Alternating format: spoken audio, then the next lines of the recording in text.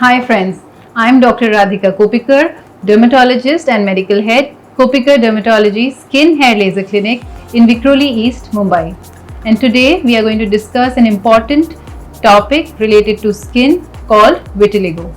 It is also known as Safed Dag or Cord. Globally, about 1% of the population is affected by vitiligo. In certain populations, even 2 to 3% of the people are suffering with vitiligo. It is equally common in males and females.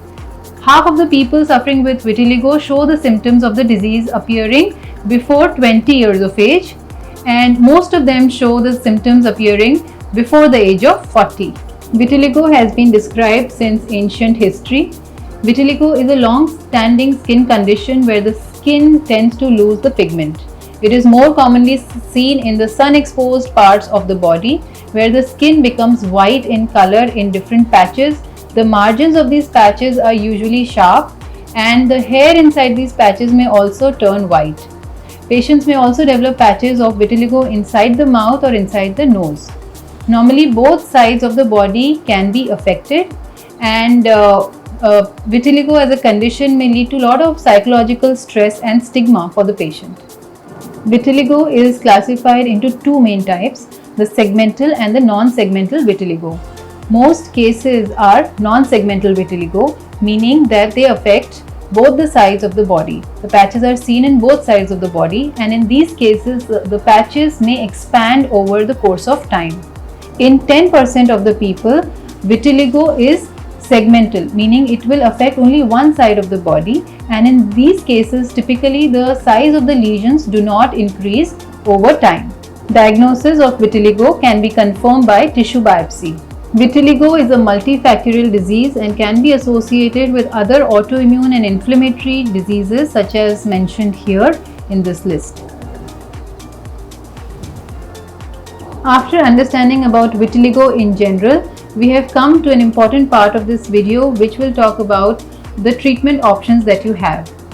So there is no known cure for vitiligo because it has a very unpredictable course and prognosis, but there are various treatment options which are available for patients suffering with vitiligo.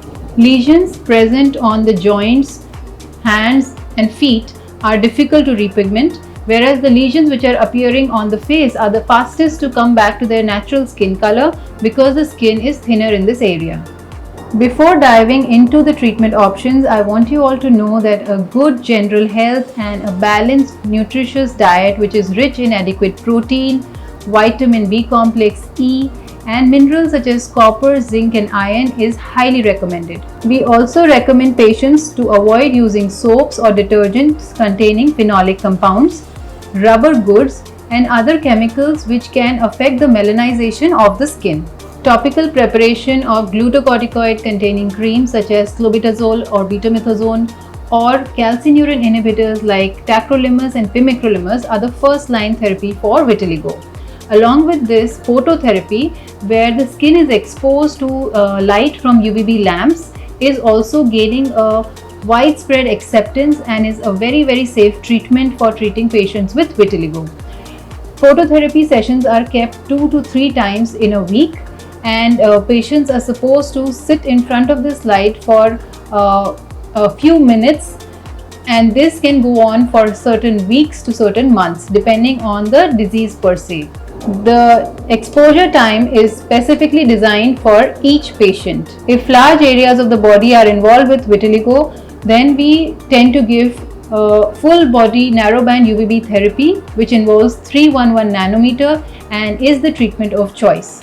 There are multiple other advantages of taking narrowband UVB therapy, like the exposure time is short, it is safe in pregnancy and childhood, there is no post-exposure eye protection which is required. This is a dedicated room for phototherapy in our clinic, and once the patient enters into the room, they see this full body narrowband UVB therapy machine. They need to stand inside the chamber. They are given goggles to wear so that the eyes are protected, and undergarments need to be on, and there is no oral medication which is required after taking narrowband UVB. so it has soon become the treatment of choice for stable vitiligo patients. In select patients of stable vitiligo who do not respond to these above measures, can also opt for surgical treatments. Some set of vitiligo patients have either very tiny areas affected or one or two spots appearing on the body, and the other set of patients of vitiligo have the entire body covered with patches with very small areas left with colored skin. So these set of patients are treated slightly differently from how we treat the other patients of vitiligo. In patients who have very tiny areas of vitiligo, we normally suggest to use camouflage or makeup items to match the skin color. And in patients who have very huge areas of vitiligo with only a small area of normal skin, there we tend to use depigmenting creams, topically applied solutions which can remove the remaining skin pigment in order to give a even skin color throughout the body. Such patients need to use strict sun protection measures so that they can avoid sunburns and melanomas, and this is the way we treat these set of patients. I understand that living with vitiligo can be hard, and sometimes it can also lead to low self-esteem and depression.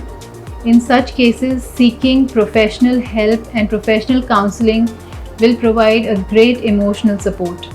In the end, I will leave you with certain tips to understand and to manage your vitiligo. So number one is that you should practice great sun protection and wear clothes which will protect your skin. Secondly, in people who have visible patches on your hands or on your face, you can also use concealers.